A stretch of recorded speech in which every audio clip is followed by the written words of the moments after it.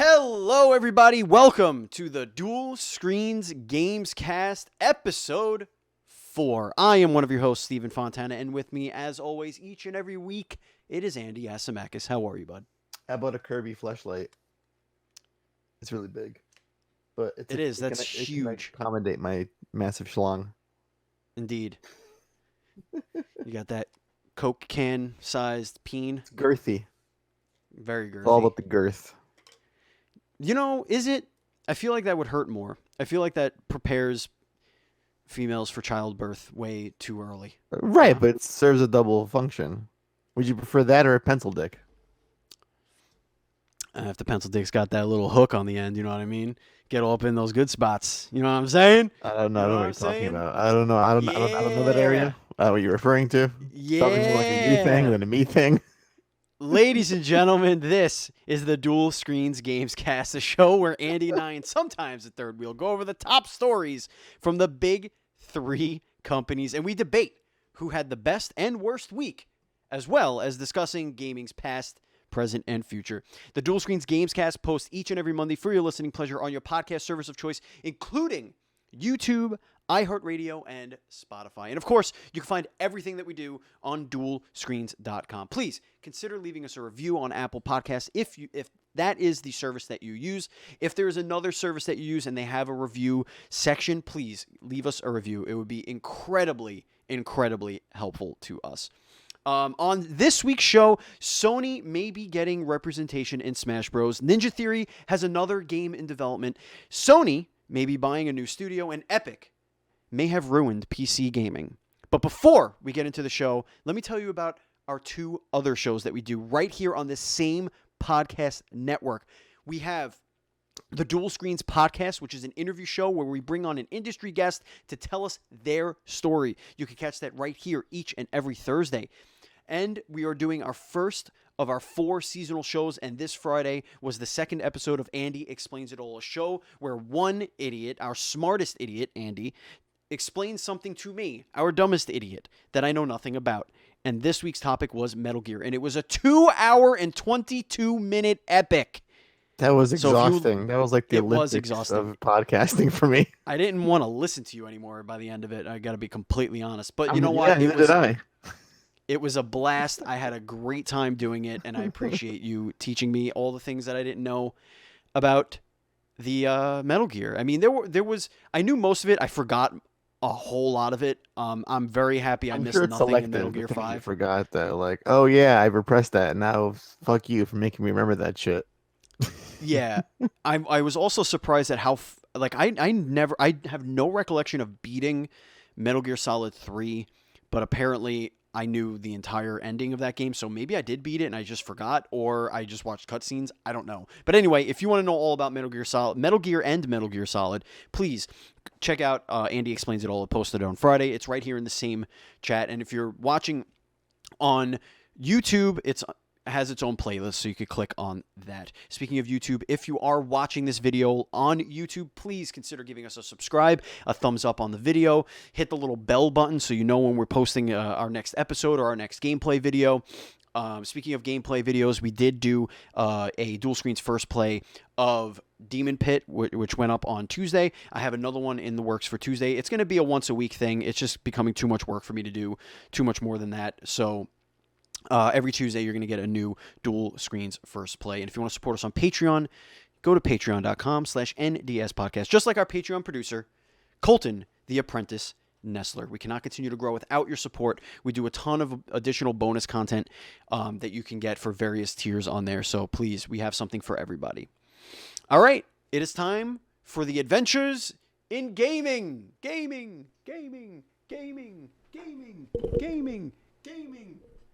Andy, what have you been playing, bud? Is that echo thing going to be a constant when we do this segment? I don't know. I kind of liked it.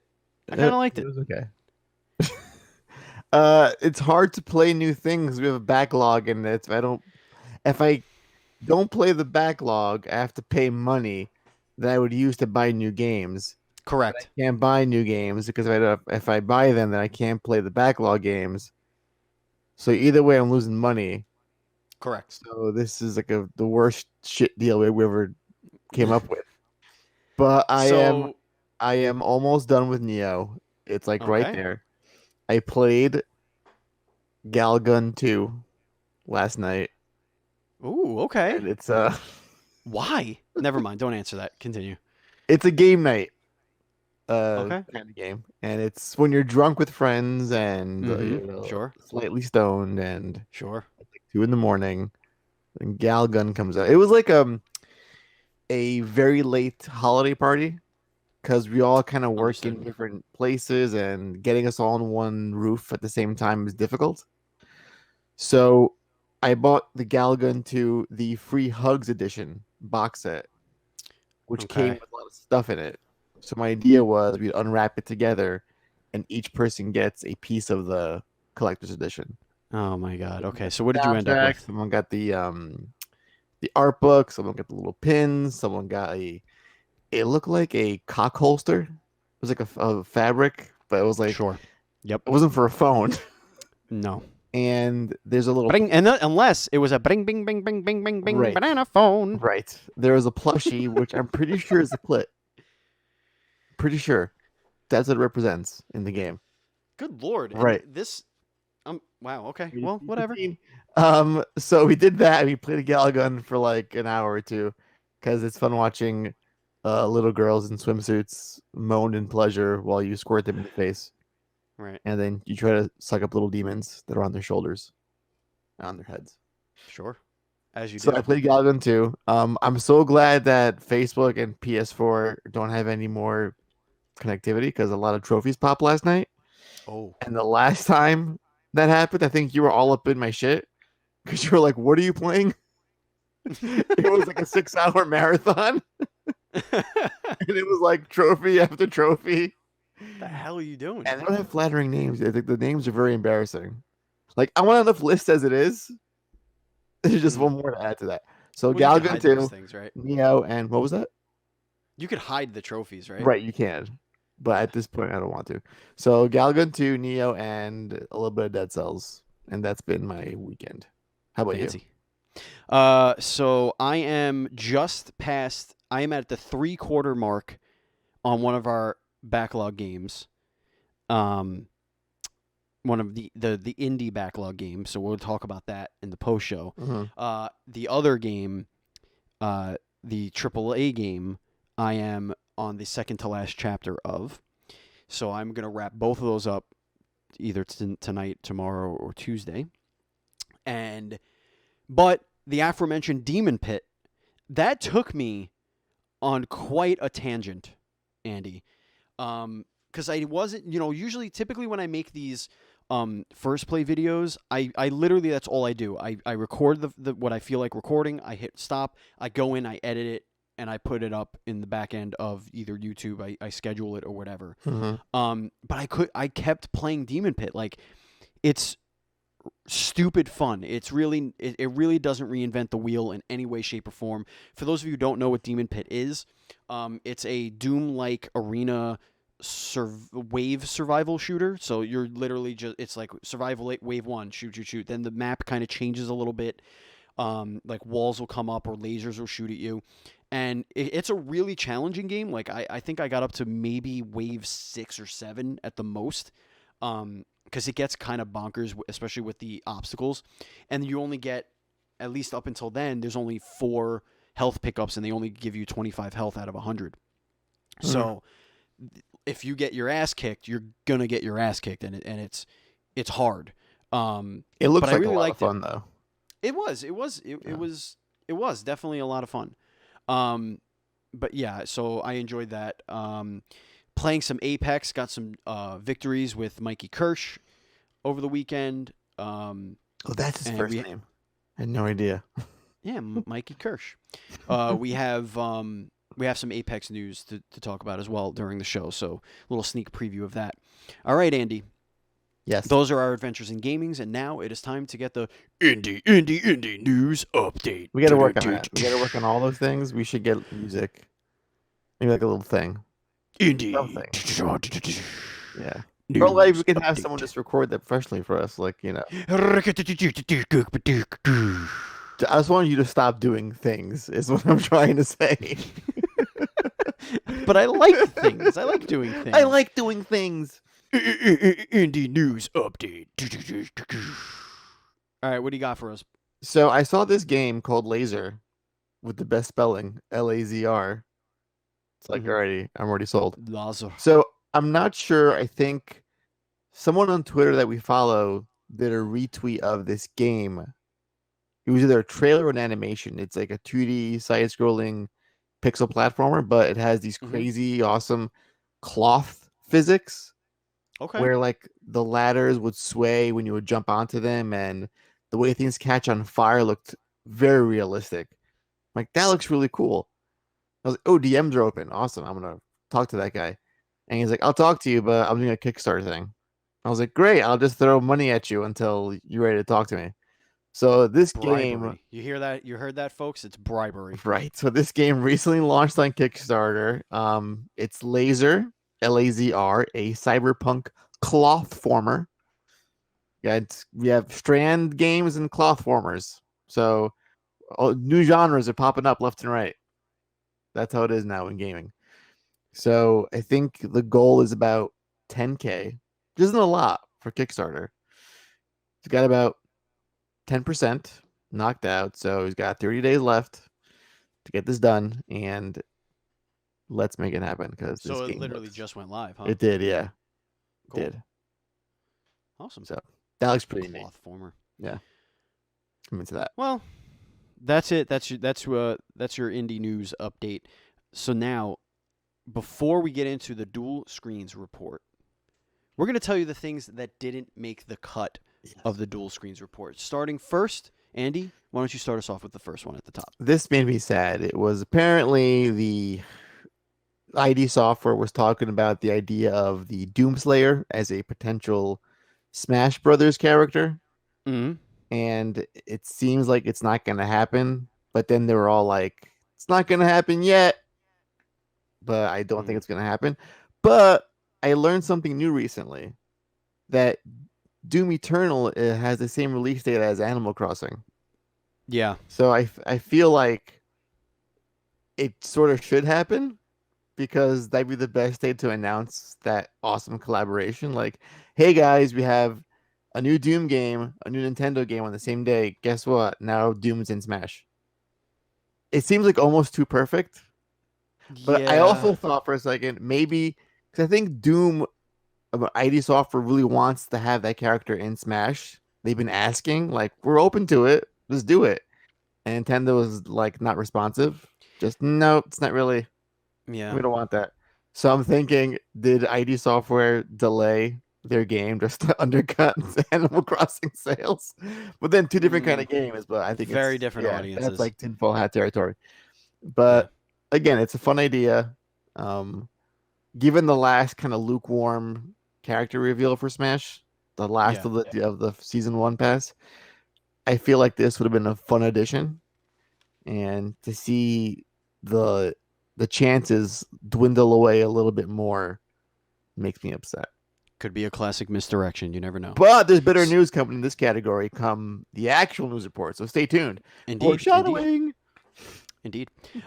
So there was something going around on Twitter of a supposed PS5 boot up sequence. See, now, okay, I saw this, and I think it was always going to be, from the get-go, it was always just a fan thing. Do people not understand how things work? Anyway, it looks fake as shit. It doesn't even look like shit. But it doesn't even look like it's actually on that screen. It looks like the whole image is CG. Yeah, no. Like placed over a black screen or and something. this ass thing gets 55,000 views? Yeah, well, people are very excited. You know, PlayStation 4 is the best, or best console this generation. Sony's got the most hardcore fan base. Suck at Xbox. Speaking of Xbox, another one that did not make the list. Why don't you take this one? Oh yeah, I was looking at this shitty fake ass intro. Oh, this made me happy. So, Xbox, or I should say Ninja Theory, teased a upcoming horror game called Project Mara, which looks like it stars the same girl from the Hellblade franchise, which I swear to God, I am vowing right now on the podcast, future guest. I will get her on the show because I've been obsessed with her since Hellblade, and Mm, I need to know her life and her story. the whole story and nothing but the story. Podcast episode on the Dual Screens podcast. So they showed this game, and it made me wet, obviously, because looks like a horror game, out the gate, and it's the kind of stuff I want to see more of from Ninja Theory, not Bleeding Edge.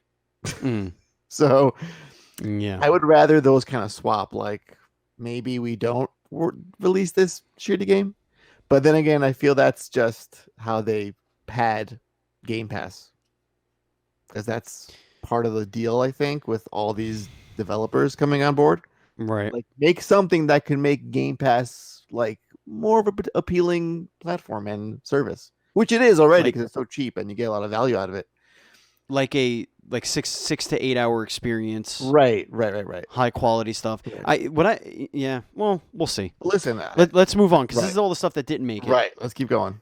All right. So Little Town Hero, is coming to PlayStation 4 Yes, it is. in April, and I thought that was interesting because that is a Game Freak game Mm-hmm. and released on the Switch, and it didn't do well at all. No, it didn't And- review well either. No, it didn't. So I'm wondering if they make some changes for the PS4 version, Yeah, or or if just it's maybe- just a straight port. You're trying to get some sales, I guess. But it's funny how we have Yeah. Xbox games going to Switch, now Switch games going to PS4. So you're gonna get God of War on Xbox. That's how Team the Besties. that's how the loop goes. Yeah, Team Besties. And then finally, here on the things that didn't make the cut, Apex Legends Season 4 preview. They had a dev stream talking about the previews of Season 4.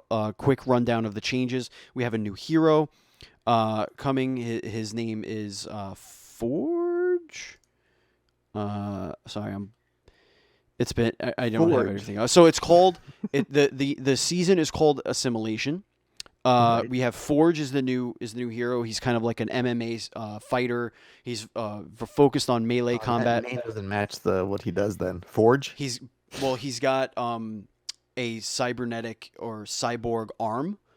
He is the first sponsored fighter. He's sponsored by Hammond Robotics, which was in Titanfall. We're going to get a new weapon, the Sentinel Sniper Rifle, which has some sort of charging mechanic where you could do more damage. Isn't The there ranked... a Forge in X-Men that has like a metal things going on? Yeah, I think so. Okay, go on. It doesn't matter. Go on. I just didn't say that. There's season ranked is going to be split up into two halves throughout season 4. So you're going to have the first ranked season, half season is going to be on World's Edge, and then the second half is going to be on the old map, Kings Canyon, which is pretty cool. And of course, they're going to do like events throughout the season as well. So those are just a few of the previews that you're going to get. We're going to get a full reveal of what Forge is all about. The Sentinel, obviously, we're going to see it in action, what kind of ammo it takes, all that fun stuff. Forge so if you like and Apex the Sentinel. Now it's just X-Men. that could just be a nice little tip of the hat. Sure, yeah. Is Magneto? So in the I've been next, saying it forever. the next pack? I've been saying it forever. Apex needs to get sponsored costume packs like the DC Universe, and X-Men would be a perfect one. You could dress them in like X-Men inspired outfits and like Brotherhood inspired outfits. That would be magnifique. All right, so let's get into the Dual Screens report, and this, ladies and gentlemen, is how the Dual Screens report is going to go. Each one of the big three companies, that's Sony, Nintendo, and Xbox, we're going to pick the one story that we think was really the top story for them this week. And of course, we're going to throw in a wild card story, and we are then going to crown who is the winner of the week and who are the losers of the week. And sometimes Andy and I don't agree, and that just means that we have two winners or two losers. That's just how it works. And Buzz Killington, a.k.a. Dual Screen Superfan Zach, is keeping a tabulation of all of this. So if you have questions as to who ranks where, who is the biggest winners or losers, just go to him directly. Did we approve this tabulation? Doesn't matter. Just at him, We're gonna at add Buzz him. Killington, All right. as much as possible. Andy, Yes. I want to start with the wild card. Oh, that is like the wild card, very unexpected. Yes, indeed.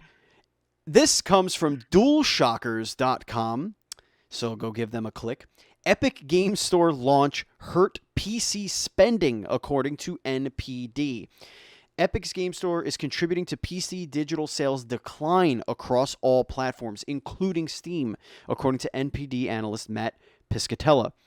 Let no one say that the competition always builds a healthy marketplace. According to the leading game sales expert Matt Piscatella, the introduction of the Epic Game Store into PC gaming marketplace led to lower overall consumer spending on PC content across every distribution platform. While the notion of multiple software platforms like Steam and Epic Game Store might have sold to gamers on driving both innovation and competition among markets, new reports may be indicating that it is only driving some consumers away.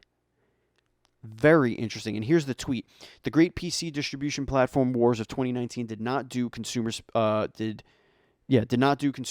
on PC content any favors, by the way. Priorities of enhancing consumer experiences and choice and minimalizing confusion were all de-emphasized in 2019, contributing to lower overall consumer spend on PC content. Very, very interesting. The Yeah. complete opposite of what we figured was going to happen with this. Yeah, I think it was that's a weird kind of, I don't know if it's like a brand loyalty thing, but I feel most people who would have, like, my thought is people who wanted to buy X game on Steam and now it's suddenly on Epic and for some sort of timed deal.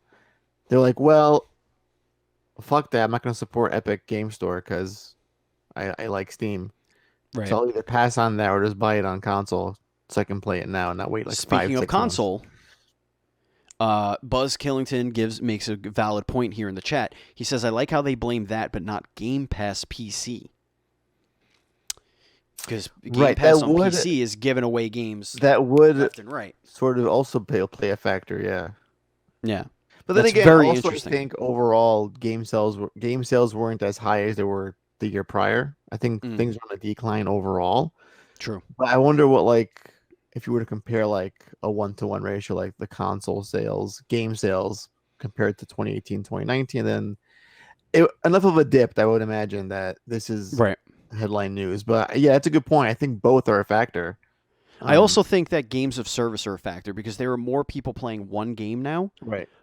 like a Dead by Daylight, Fortnite, Apex Legends, Right. And Return to Tarkov. We gotta compare what kind of games we're talking about here because It just says spending. spending. So I okay. assume that also means microtransactions. It means Right. any sort of purchasing on any sort of digital platform. Like if you Right. go in and you're playing a free to play game, like a Fortnite or an Apex Legends, you're playing or Dauntless, you're playing a free to play game. Right. So you're not spending anything, but you might spend $10 every 3 months or 4 months on like a season pass or something. See, this goes back to our other kind of conversation about success metrics. Like, Right. you can talk about Game Pass, how if there's a downward trend of sales, but now we're talking about subscriptions for a service, Yeah. it's a different. That doesn't count. kind of Yeah, playing because you're field, not yeah. subscribing to Epic Games Store. Right.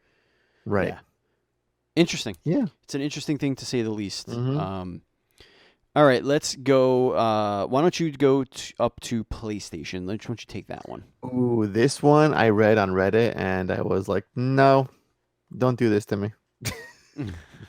We've been on this road before. Let me just click the link. I should have had it at the ready. But it's like when you're called in class and you're not ready for the answer. It's like, This story makes me feel very comfortable with the relationship between these two. Right. If I can just get the link to open. The link is giving you a problem. No, it's fine. So apparently, it seems by way of the most reliable source in games rumors, Hip Hop Gamer, who I Right, once who sat we've next met. to on the bus to PAX East. It Yes, was last we year. met him. He's like, when I was a young quote unquote games journalist, which Mhm. means I had a blog. Right.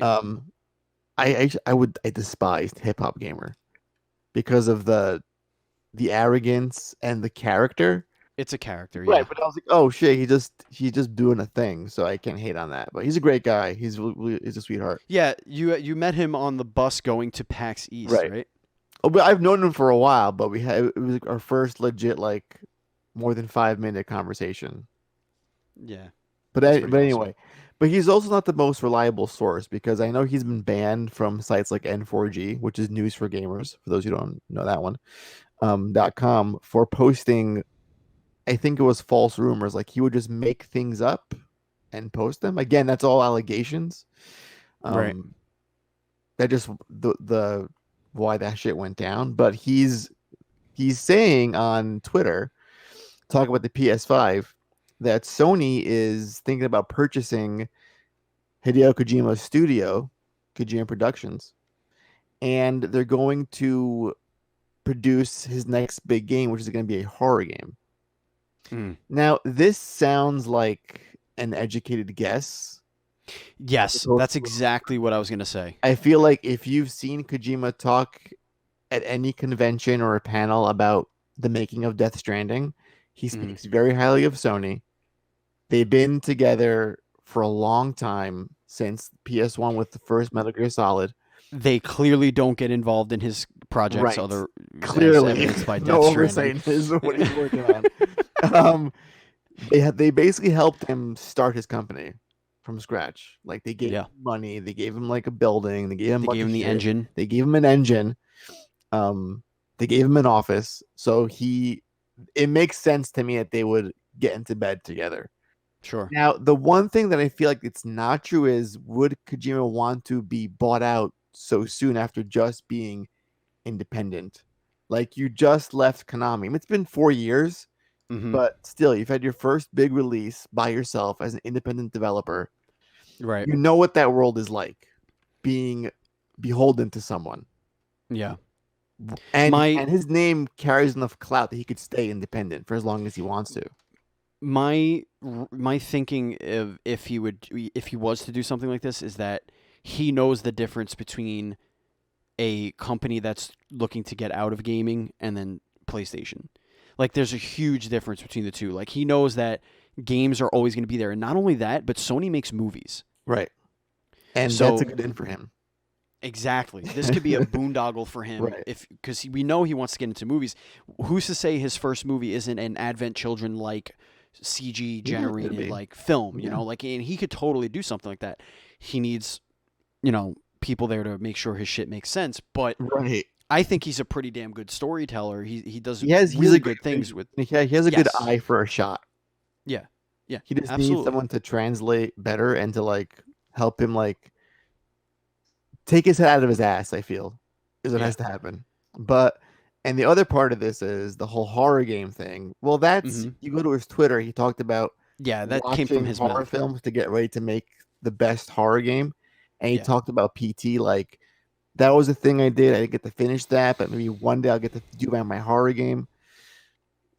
But And that's yeah, where those rumors of him right. I getting mean, back in bed with Konami came from. right. There was a rumor Remember? that Yeah. this is the best one that Konami was lending the Silent Hill IP to Kojima and that Sony was funding the game. I was like, where do people I understand like you can't just will things into existence. That's Konami has been making a few good decisions in between about 1,000 terrible ones. So Right. I And don't this see won't be how one that's of even them. possible.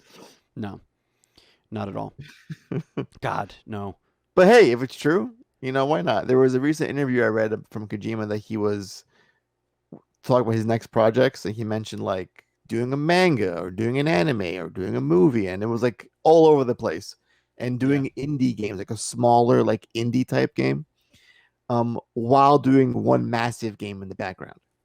So Mm. again, this is all based on things that it sounds like it could be real, but there's no grounds for this yet. But we'll see. We shall see. Yes, we shall. All right, so let's move on to the. We're moving at a breakneck speed. I like this because you know what? It's a lot of rumors, and there's only so much you could say about rumors. Peace out, Profesh. It's like the rumor Yeah, show. I it is. feel. This is the Nintendo's story here. Yeah. Super Smash Bros. Ultimate's next DLC character reportedly revealed. I feel like that is a terrible headline. This is coming from comicbook.com on their gaming section. In just a few days, Super Smash Bros. Ultimate's next DLC character, Fire Emblem Three Houses protagonist Byleth, will join the massive roster of the blah, blah, blah. More specifically, it looks like PlayStation is poised to finally get some representation in the long-running and best-selling platform fighter via the one and only Crash Bandicoot, who is technically owned by Activision, but was once one of the mascots of the PlayStation brand. Word of Crash Bandicoot being the next DLC character comes way of Twitter user Mandycan. Scroll down. All right, so this person revealed that Byleth was the next DLC character, and after Terry Bogard. So there's some clout there. Did they also guess Terry? No, they said, like, right after Terry was revealed, they said that Byleth was the next character. So after saying that Byleth was would be the game's 5th DLC character, they also made the claim that Crash Bandicoot would follow. This is a claim that they are sticking by. That said, Mandycan notes they won't be talking about Crash Bandicoot in any capacity until the character officially releases. Of course, given that this isn't official information, means that it should be taken with a grain of salt. Yada yada, as we know. Who knows where these people get these things? They could just be educated guesses. They could be kind of reading the tea leaves, seeing release calendars, and it could be wishful thinking. I don't know. It could be, hey, I guessed great on the last one. Now, if I say something that with gusto, people are going to believe me. I get more followers. Yada yada. I don't know. It could be something like that. I think what we are reporting here, what we are going to talk about here, is that this would be a really good, smart addition to Smash Bros. To recognize gaming's legacy, and not just a Nintendo legacy. Crash Bandicoot was an extremely important piece of gaming history in the mid to late 90s. Like Crash Bandicoot was the anti-Nintendo, the anti-Super Mario. And to have him there as part of the characters, you could have these characters interact in that way. They could snip at each other, stuff like that. I think that would be a really cool thing to see. And honestly, it would be, to me, it's long overdue. I feel like it should have, when the Insane Trilogy came over and Nitro Racing, when that came over, that's when they really should have put him in the game. But I guess, what if Naughty Dog is making a Crash Bandicoot game right now for Activision or whatever? What if there's another Crash Bandicoot game being made right now? Naughty Dog wouldn't have been a good choice for that, but you know what I mean. But they did put him in. They did put that playable section in Uncharted 4, which is weird. But anyway, what if they're making something, and maybe that's why Nintendo wanted to wait, because they wanted to wait for the new thing to come out. I don't know. Could be. I feel like the idea of Mario and Crash sort of fighting each other, it makes me very happy. Put a smile on my face. He'd also play very differently. He's got the spin, the belly flop. I think he'd be a lot of fun. His down B could be throwing. Right. His down B could be throwing like the big crates or apples. Yeah. Up B can be apple. I feel like this could also be a chance for some fun Mario Kart DLC. Like a crossover thing. If this is true, why not capitalize on further and get them, in two games rather than just one? But yeah, I feel like at this point, anything they could announce like Boo, and they would be better than Byleth at this point, because to me that was such a letdown. So this is a fun rumor. Again, I don't understand who these people are, where they get the information from. I want to follow this a little bit and see what the reaction is like if it's false, because there's always that sense of, listen, guys, you don't have to believe me, but I'm telling you it's true. Mm. How do you walk that back? So I kind of want to. I never kind of follow up on certain things, but I want to see where this goes and just kind of find out if they can say, "All right, I was wrong. I made it up." I'm just curious about that kind of thing. Another educated guess for a character in this next pack would be a Battletoad slash Double Dragon Mm-hmm. thing. Like maybe like you get the Battletoads in there, but like the Double Dragons are The Echo Bimmy Fighter and Jimmy, or not echoes. They're just like trophies or stickers or whatever the fuck they're called. stickers, Oh, pins, those dumb things are called. Spirits. That's the word I'm looking for. Oh, it's even worse than being a trophy. You don't Yeah, I do know. anything if you're a fucking spirit. Just But kind let of. me. But I think Waluigi is going to be the last character they put. in the No, game. listen, that's not. Yes, I think when they no, say we're no, done, this is the last character. no. It's going to be I don't want it to happen because this is why people want it so bad. I want it to not happen. That's the asshole in me. I know. Stop. You've said this before. Right? I believe it. Like, not gonna I happen. understand it. It's not gonna, he's an assist trophy. Not gonna happen. Forget about it. It's over. Forget about it. What's our Forget what's our about last it. story of the day? I don't know. You put it in there. Okay, this is a story that I feel we hear like twice a year This is Xbox's story. out of Microsoft, and I was like, Huge. cool. Like, okay, this is the thing. So Phil Spencer is at it again, talking about Japan of all things, like because God they're damn it. huge in Give Japan. up, man. So there was this very cryptic yet exciting tweet from That's a word. Spencer, which says, and I quote, "Amazing week in Japan talking Xbox Series X at Xbox Game Pass and Project xCloud with publishers and studios. Played announced and unannounced games. Talked hashtag E3 2020. You gotta, slip that in there. And discussed gaming's future. Oh, yeah. Always motivated. Just like on this podcast. By the amazing creative talent here in Japan. Again, I feel like once or twice a year, there's always this Phil or someone from MS goes to Japan for some conversation, and things are always looking great. And at the end of the day, it's 5 Xbox One sold in Japan.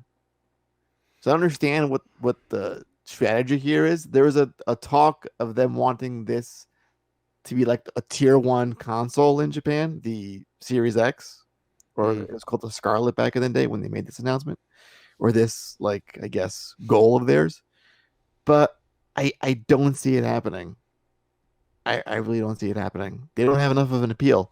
Like, the things that Xbox gamers are drawn to, I think only works for the majority here in the States and a small fraction across the globe. It doesn't have that global appeal. And yes, you're buying studios. Yes, you bought Ninja Theory. But no, it's. But I don't know what's gonna take. And they tried with the Lost Dragon for the Xbox 360. They've made attempts before to tap into that market, but it hasn't. They can't make it work for some reason. Yes, but and I want to take this argument and look at it a little bit differently. Let's kind of like turn things a little bit. Sure. The United States is much more open to Japanese style gaming than it has been. I think really since the 90s. I mean, FF7 did that in large, I think. Final Fantasy, I know, but even the success of Final Fantasy 15, Final Fantasy 14 is huge here. You have Yakuza series is blowing up here all of a sudden. Persona. You have the Persona series is exploding here. You have Resident Evil exploding here. Well, that easily appeals to us. It's just zombies and guns. I know, but it's still it's Japanese centric. That transcends studios. all boundaries of the world.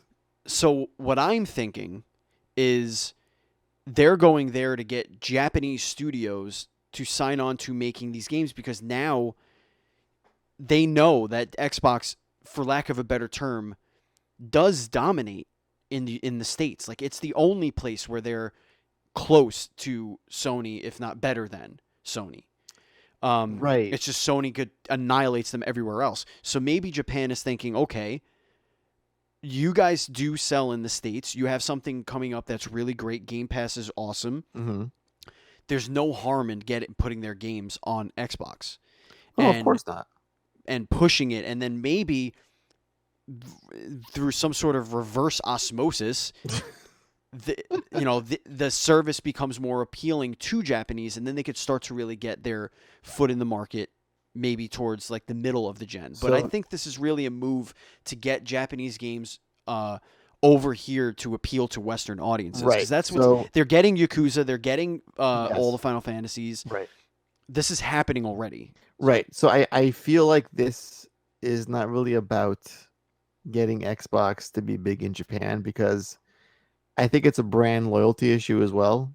Because Sony and Nintendo they're too much of a household item in Japan. And to have the exclusive game route, that sounds like a big risk. Like, they can take a financial hit, Microsoft, and hey, make us this awesome RPG for our system, and only we'll sell it. And that's fine. I'm not even talking exclusive though. Like, I'm talking about wrapping up a Game Pass deal. Right, and I feel that's the main thrust. I feel like it's gonna be just scraps, like Yakuza or Persona. Like, let's get games that are already on PS4 or Switch onto Xbox, so our Xbox gamers here in the States who don't own the competing consoles can play them. See, I think it's different. I think it's the next Persona, the next Final Fantasy, the next whatever. We want it on Game Pass. So we are going to make this attractive for you, show you the system, show you the power of our system, but also show you the power of our services. And you are going to get way more people playing your game in the States because of the services and the tech that we offer. Yeah, because of the Xbox Play Anywhere, all that other right, shit. But you see that word there, playing your game, as opposed to buying your game. Yeah, but but Microsoft is buying the game. Right. They make money off of Game Pass. Like, right, but studios is that a and one-time publishers deal? make money. Is that a one-time shot deal? Like, here's a a satchel of cash.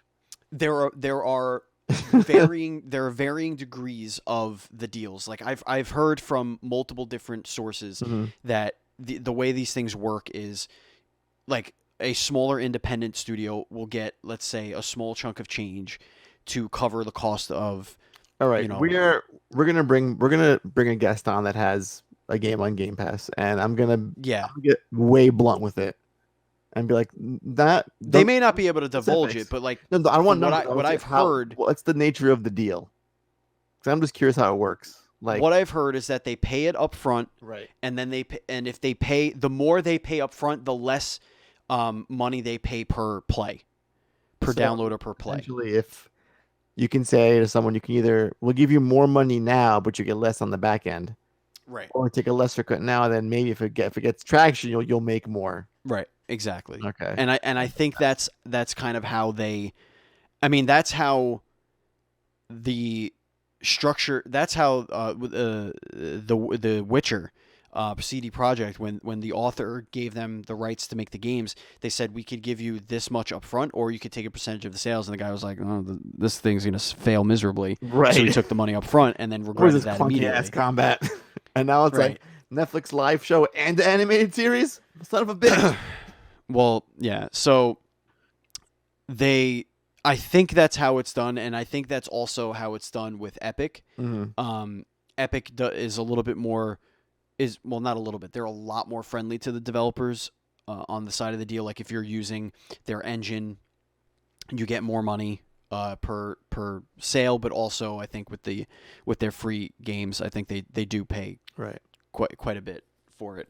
And it's really just, if you have the money, it's an investment as a publisher, right? It's an investment in your product. It is, but on the other hand, if you look at the kind of games Japanese players are interested in, it's a lot of it is Nintendo, and a lot of it will never come to like a Game Pass service.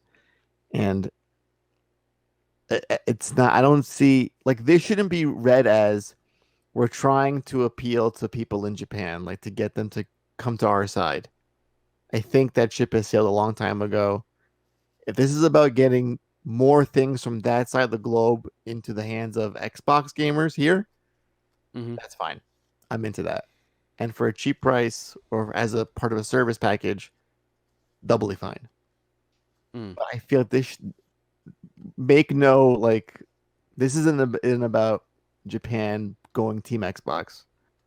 That no, that isn't gonna happen. I just don't see it happening. Yep. All Alrighty. right. Those are the top four stories, the rumors. They're all rumors and speculation. Yeah, So there's a lot. who is the winner of the rumor mill, Oh Andy? boy. So maybe the listener because they had heard a great show. um, They did. You did. so I feel like it's harder to pick a loser from all of this because there's so much that's like, eh.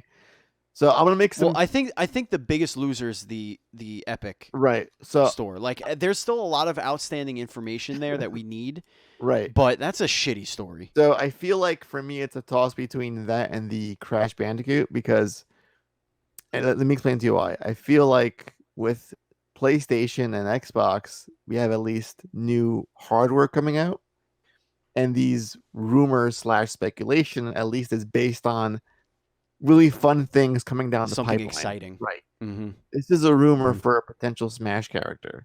And I Mm-hmm. think for a long time, this is all Nintendo has, at least for this year. I'm sure things will get like big towards E3, Yeah.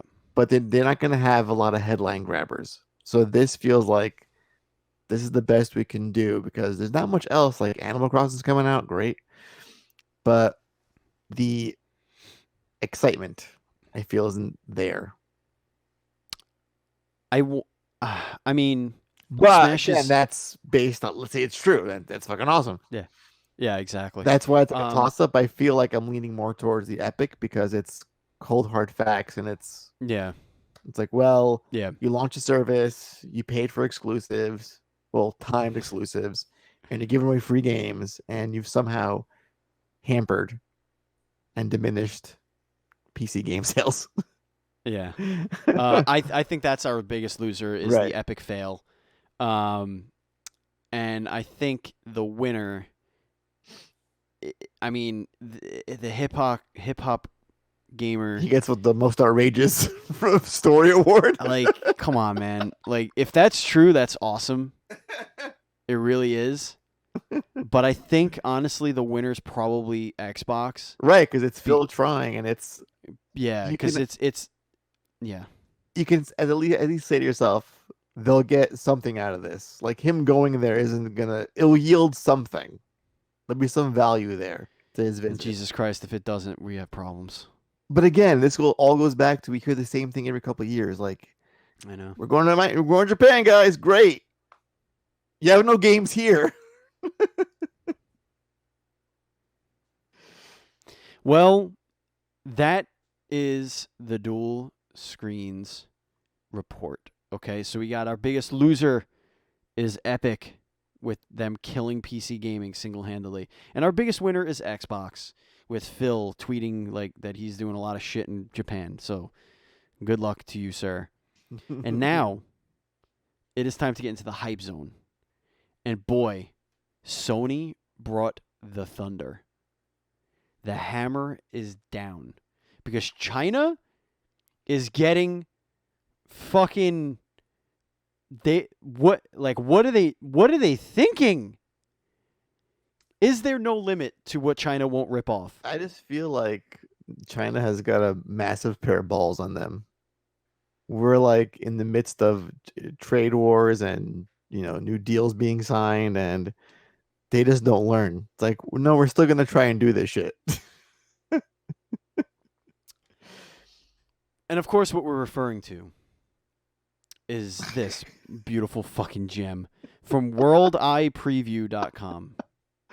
Sony strikes down Lord of War trademark at UK IPO.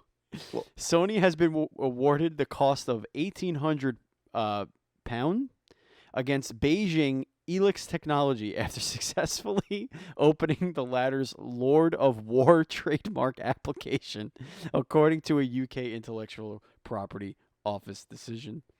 So I feel like we should backtrack. That's it. That's the story. No, So no. this is a It's like a 5 sentence story, but we Yeah. should backtrack. I feel the biggest loser is now Sony because they've lost their biggest exclusive to China. Now it's God of War is dead to me. Bring on the new Lord. They won this lawsuit. They won the lawsuit. Yeah, but They were lost. awarded money Sony won the battle, but China will win the war. Don't you see where it's going? because they're gonna come out with Lord of War anyway. Yeah, Lords of War. That's how they're gonna get around We'll it. give you $3,000 and whatever whatever how much. Right. Yeah, that's like That's pounds, right? $2,800. Yeah, Yeah, it's it's like- pounds, so it's probably like $2,800. Yeah. We'll give you the money. You know what? We'll give you more than that. We'll give you $5,000. We're using Lord of War. But instead of a kid, he adventures with a small bear, How original. a baby The talking Lord bear. of War. I'm gonna translate their homepage right now. Actually, this Beijing Elex technology company. Oh, good Lord! Please don't. Oh my God! What are? Yeah.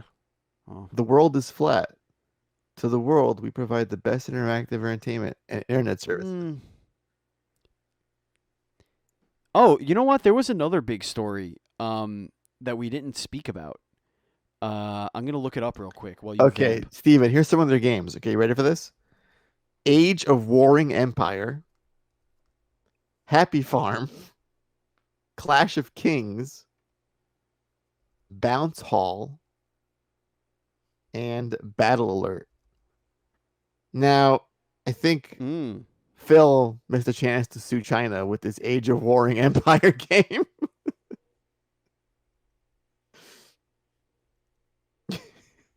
Clash. There was big news. Yes. I'm I'm pretty sure Clash of Kings is Clash of Clans. Yeah, it has to be. I can't find it. Where is it? It's got to be in this latest news, right? They Tencent is at it again. Oh God. They just invested a ton of money in another game developer, but now I don't remember This what isn't it was. good. People got to watch out for this shit. Yeah, this is a problem. Yeah. It's probably from Games Industry, right? Industry.biz. Yeah, I don't like this at all. This is an alarming trend. I mean, first it was fucking Quantic Dream, and then it was This was who the hell was it? Was that it Blizzard shit blew up, and it was like, well, It was the Astral Chain people, I think. oh, Platinum Games, yes, yeah, that was their Yes. big announcement. Yeah, Platinum Games. Yeah, that's what it was. Was there more? The, Did they buy up some other shit? Funcom. What do they do? That sounds familiar. That sounds like licensed games. That's another problem. The gamesindustry.biz is one of the best websites for this, like those deep, dirty stories. Like 3 days ago, they had a headline: Riot Games denies collusion in gender discrimination lawsuit. Collusion. What the hell? Collusion. Dragon Ball is holding the #1 in the UK charts. Oh, Kakarot. Activision Blizzard and Google signed an esports cloud deal. That was pretty interesting. Oh my God! Can we talk about Stadia at some point? It's like a gigantic, massive flop of a thing. Oh, good Lord.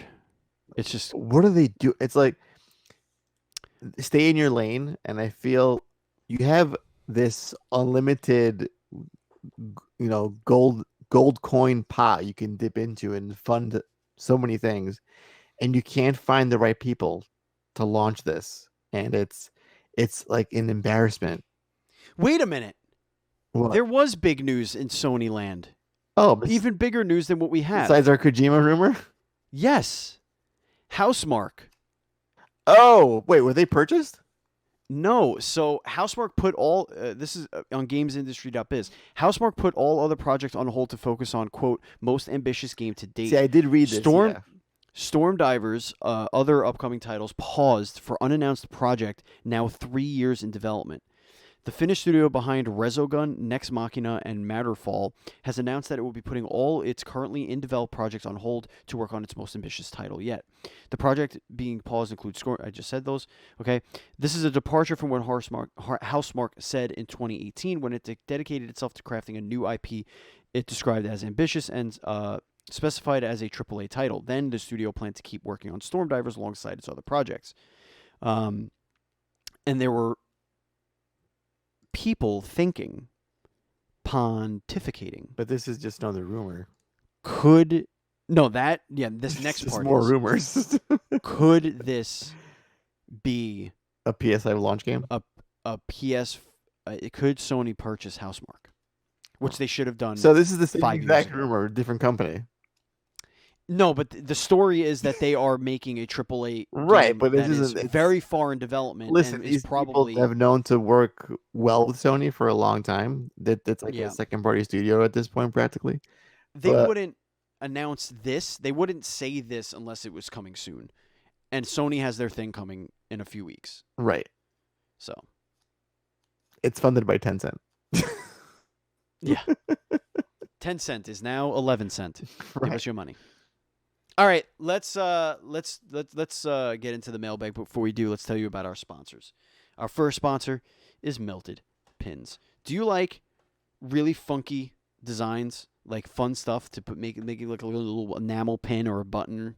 Well, artist Kelsey Lynn, who's done art for this very podcast and our very website and many other podcasts and websites, runs meltedpins.com, where you can get original tattoo art inspired aforementioned pins, buttons, t-shirts, canvas bags. You name it, it's there. Space rockets. One day. If you want to support a fantastic artist, a very creative person, and quite frankly, a very kind human being, go to meltedpins.com and use the checkout code NDSMelted, and you will get 10% off of your purchase. It's very simple. Meltedpins.com, checkout code NDSMelted, 10% off of your purchase. Woo! What else I got to tell you about? I'll tell you right now. We are also sponsored by the minds behind the adventure games, a brand new book by PatrickHickeyJr.com. This I started reading, Andy. Good. This is the second in his series. He, of course, has The Minds Behind the Games, which is a fantastic book as well. The adventure games, it's actually even better, guys and girls. You wouldn't believe it. But the games that he has in here are ridiculous. And you're going to hear from the horse's mouth what's going on in what happened in the development of these games. We got Grand Theft Auto. We got Boom Blocks. We got West of Loathing. We got Pitfall, for God's sakes. We got Croc. Croc, Andy. What a crock.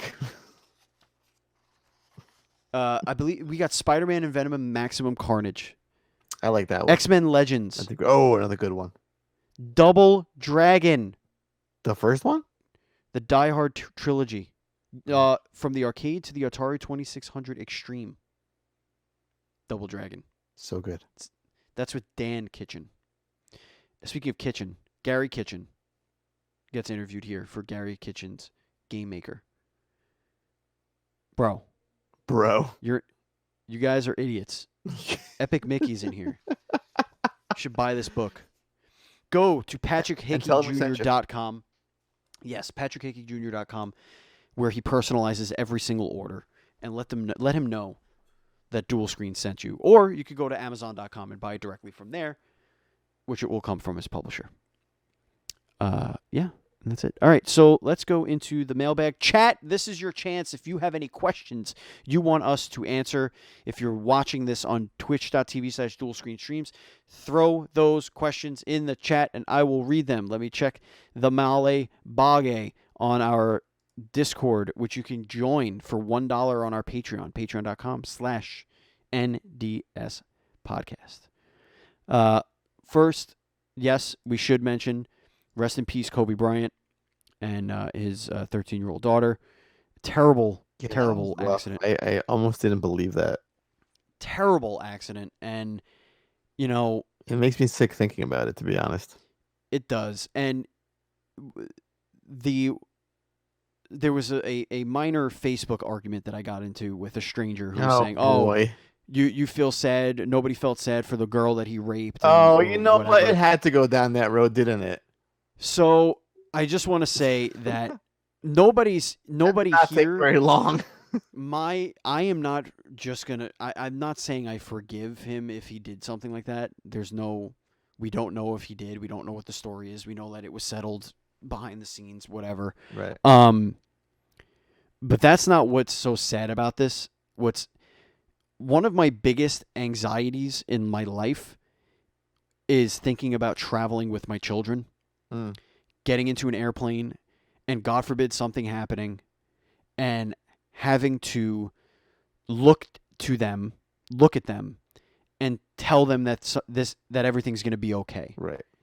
It is something that gave me anxiety. Remember when I was having really bad anxiety last summer? Yes.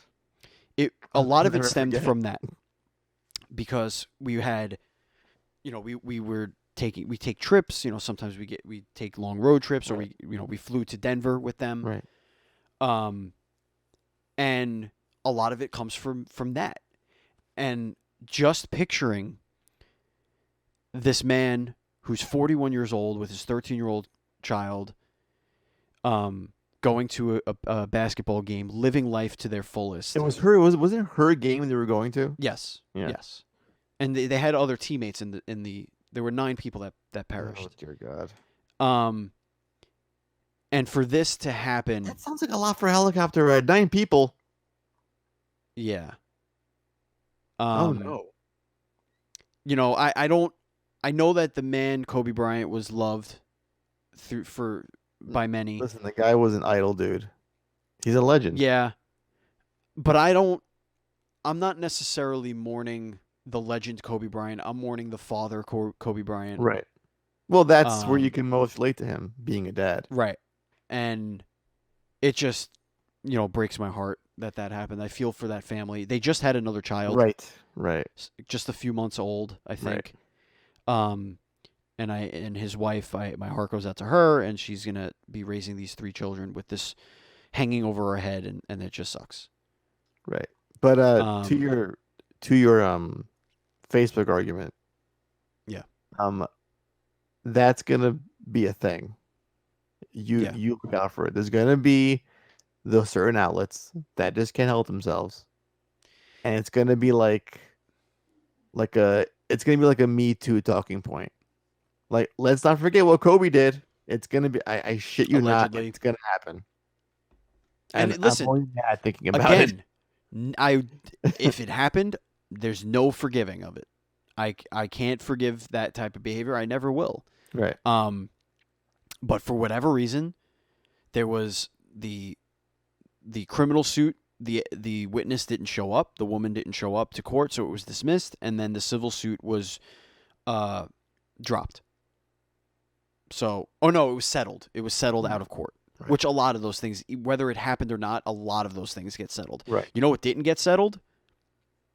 What? What's his name? Bill Cosby. None of that shit was settled. That went hard. Yeah, to the courts. that's still going on. So, all right. Enough of that. It doesn't look like we have any questions this week, which is fine. Everyone's But if you do disappointed want to, for Kobe. That's why no one thought to give us any questions this week. I know. If you do want to write into us, you can write into us at feedback@ndspodcast.com. You can add us at ndspodcast. Or again, you could join our Patreon, patreon.com/ndspodcast, and you could go to the mailbag section and leave us a question. All right, Andy, this is the last week before we need to do our dissection of our retro game club. Oh boy. So I will say this. Parasite Eve. So you got it to work. You got it to work? Yes. Thank you, Lord Jesus. It 100% needs to be remastered. Yes. Because Hell that to is the yeah. It's the perfect blend. I love the combat. Love it. And that music. I didn't get that far into it. It's good. I love the opening cutscene. I Yes. loved the mood that it sets. Piano. The Rockefeller But Center shot. the Statue of Liberty, Right. but the actual combat in the game is so fun and thought out and fleshed out. I can't wait to get deeper into it. I'm probably not going to beat the game by next week, but But you don't have to. um, We're just like yeah, this. no. But I got a huge appreciation for why you like it, and Mhm. it's and you know me, I love my action RPGs, Mhm. and this like really, I could see why you grew up loving that game. Yeah. And I Um, can see why you like Dark Cloud so much because it's hard to pull away from it. Because once you start doing the whole like village rebuilding stuff, um, and yeah, and yeah, listening to like where they want to be right, placed, and like like yeah, doing people's like wants and desires. Um, I was like, fuck, I have other games to play, and nothing's on the line with this one. There's no stakes. right. The My favorite thing about Dark Cloud, and I know you're gonna get obsessed with it, is the weapon creation. Mhm. Mixing and matching the different Yeah, weapons and making completely new weapons. It's almost like Pokemon breeding. right, It's almost like Jade Cocoon, but for weapons. right. Um, I'm just and I shocked absolutely that adore it. this game didn't land like in Japan. Like it didn't hit it like a nerve in there. Like it This is a sold level 5 game, right? right, and it sold. Yeah. I mean, it went on to sell like fairly well to get a sequel, but initially it wasn't like well received. But I think it's overdue for a sequel or a full-fledged remake at this point. So we have two of our games are potential PS5 remakes. I really hope so, man. I hope that Dark Cloud sees some light, because that game is just, they had so many great ideas. Like even the combat's good. It's very Zelda like. Mhm. You could switch between the 5 different characters. They all have different styles. There's like the fat dude with the big hammer. Right. There's the cat with the slingshot. Those are the ones that I can remember off the top of Yeah. my head. I think there's a magic user. I don't remember off the top of my head, but man, I love that game. Mhm. The second one, not as good. I hear a lot of people love it. Not for me. I wanted the weapon system back. I Yeah, didn't that's like the picture. also you can say the same exact thing for Parasite Eve. Second one, Yeah, not that's unfortunate. All right, folks, that is going to bring us to the end of the Dual Screens Gamescast. that's If you want, it. We did if it. you want to follow us on social media, you could do so. We are at NDS Podcast. I am at Batchild27. Andy is at PantsGuy. And you can join our Facebook group at facebook.com/group/Dual Screens Podcasts. And once again, you can watch this show each and every Sunday. We did this one very late because of the Royal Rumble and I had family over. But it usually on 9 p.m. on Sundays, Eastern Time, on twitch.tv/Dual Screens Streams. Special thanks to our contributors, Matt Murray. Thank you for our beautiful Twitch overlay that we're using. I didn't use your new one because I forgot. But it's just it's minor tweaks to it, so I'll do that for the next episode. But thank you very much for that. Thank you, Zazu Pitts of Sour Note Productions, for our theme song. And thank you, Andrew Douglas, for all of our lovely podcast art. And you can follow him at Angie Moto. Again, folks, join our Patreon if you want to hear our post show, which is going to be all about the Backlog Accountability Club. If you want to know about our backlogging, Our back. patreon.com/NDS podcast. If you want to buy our merch, go to teespring.com/store/dual screens shop, and dual screens and shop are separated by hyphens. Dual screens shop.